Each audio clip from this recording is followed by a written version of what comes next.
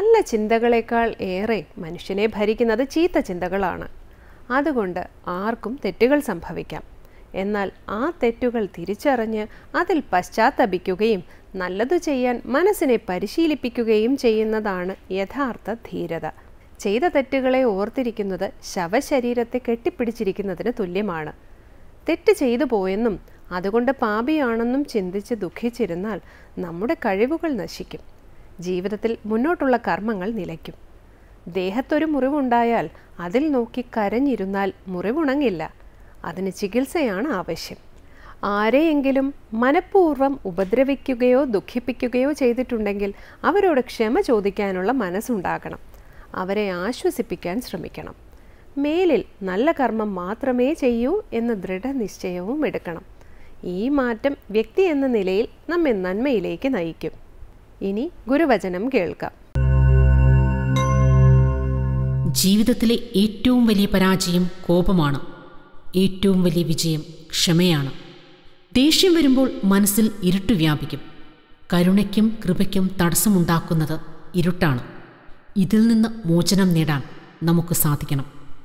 മാതാ അമൃതാനന്ദമയി ദേവി. തുടർന്ന് ശ്രീ കാവാലം ശ്രീകുമാർ ശിവ അപരാധ ക്ഷമാപണ സ്തോത്രം ചൊല്ലുന്നത് കേൾക്കാം.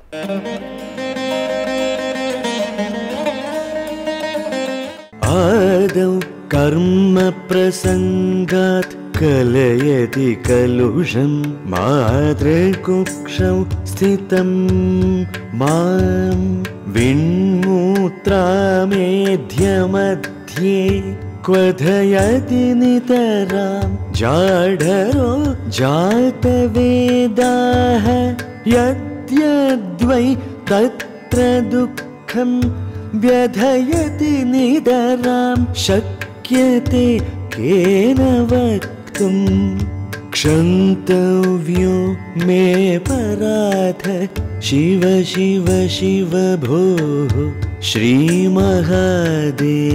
शम्भो आदौ कर्म प्रसङ्गात् कलयति कलुषं मातृकुक्षौ स्थितं मां विण्मूत्रामेध्यमध्ये क्वथयति नितरां जाढरो जातवेदाः यद्यद्वै तत्र दुःखं व्यथयति नितरां शक्यते केन वक्तुं क्षन्तव्यो मे पराध शिव शिव शिव भोः श्रीमहादेव शम्भो।